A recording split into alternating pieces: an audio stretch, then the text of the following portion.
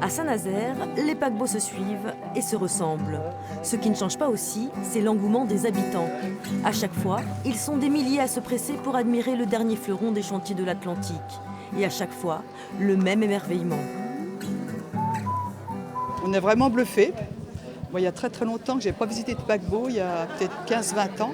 Et c'est complètement différent, quoi. C'est très brillant, beaucoup de lumière, beaucoup plus d'électronique aussi. Effectivement, c'est magnifique, oui. Grand, très grand, oui.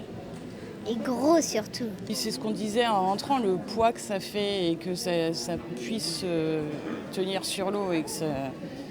Non, et puis c'est vraiment très beau, quoi. Qu'est-ce qui te plaît le plus? Les lumières. Brillant, luxueux, le dernier petit bijou de l'armateur MSC vaut près d'1 milliard d'euros.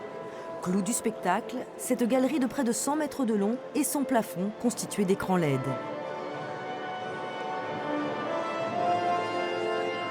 Je pensais vraiment que c'était une verrière, et puis d'un seul coup le décor a changé, avec une très belle musique. On peut être fier de ce que fait la région et de ce que fabriquent les salariés des chantiers de l'Atlantique. Plus de 5 millions d'heures de travail ont été nécessaires aux salariés pour construire le MSC Grandiosa. Parfois, ils étaient jusqu'à 2000 présents sur le chantier.